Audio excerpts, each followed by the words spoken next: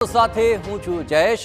સૌપ્રથમ વાત કરીશું એ તમામ નામોની કે જે આજે સ્પષ્ટ થઈ ચૂક્યા છે। જૂનાગઢ મહાનગરપાલિકાની અંદર નામોની આખરે જાહેરાત થઈ ચૂકી છે। મહાનગરપાલિકામાં હોદ્દેદારો નામ જાહેર થયા, જેમાં મેયર તરીકે ધર્મેશ પોસિયાની નિમણૂક કરવામાં આવી છે। આ ઉપરાંત ડેપ્યુટી મેયર સ્ટેન્ડિંગ કમિટીના ચેરમેનના નામ પણ જાહેર થઈ ચૂક્યા છે। ડેપ્યુટી મેયર તરીકે આકાશ કટારાની થઈ છે પસંદગી। સ્ટેન્ડિંગ કમિટી ચેરમેન તરીકે પલ્લવી ઠાકરનું નામ જાહેર કરવામાં આવ્યું છે। તો ઘણા સમયથી આ નામોને સ્પષ્ટતા ક્યારે થશે, કોણ એ નામ હોઈ શકે, એ નામો આખરે જાહેર થઈ ચૂક્યા છે અને હવે જૂનાગઢ મહાનગરપાલિકાના હોદ્દેદારોના નામ સ્પષ્ટ થઈ ચૂક્યા છે। મેયર તરીકે ધર્મેશ પોસિયાની નિમણૂક, ડેપ્યુટી મેયર તરીકે અહીં આકાશ કટારાની પસંદગી થઈ છે। આ ઉપરાંત સ્ટેન્ડિંગ કમિટી ચેરમેન તરીકે પલ્લવી ઠાકરનું નામ જાહેર કરવામાં આવ્યું છે।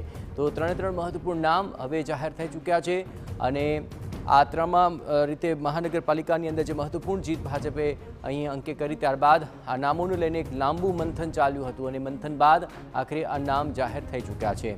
જ્યાં જૂનાગઢ મહાનગરપાલિકાની અંદર આ વખતે જે જીત મળી, ત્યારબાદ મેયર, ડેપ્યુટી મેયર, સ્ટેન્ડિંગ કમિટીના ચેરમેન તરીકે કોણ હોઈ શકે છે તેને લઈને એક મહામંથન થયું અને ત્યારબાદ આ નામો સ્પષ્ટ થઈ ચૂક્યા છે।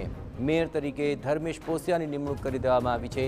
આ ઉપરાંત ડેપ્યુટી મેયર તરીકે આકાશ કટારાની પસંદગી થઈ છે અને સ્ટેન્ડિંગ કમિટી ચેરમેન તરીકે પલ્લવી ઠાકરનું નામ જાહેર કરવામાં આવ્યું।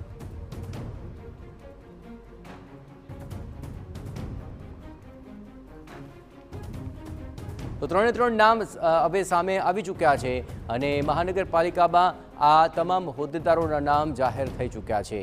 મેયર તરીકે ધર્મેશ પોસિયા, તેની નિમણૂક થશે અને ડેપ્યુટી મેયર તરીકે અહીં આકાશ કટારાનું નામ જાહેર થયું છે અને સ્ટેન્ડિંગ કમિટીના ચેરમેન તરીકે પલ્લવી ઠાકર, તેનું નામ સ્પષ્ટ થઈ ચૂક્યું છે।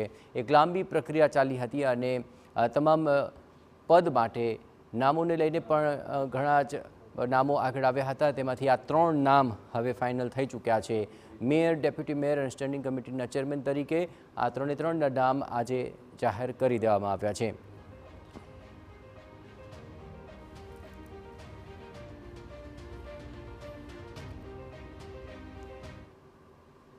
સમાચાર સુરેન્દ્રનગરથી કે જ્યાં થાનગઢ નગર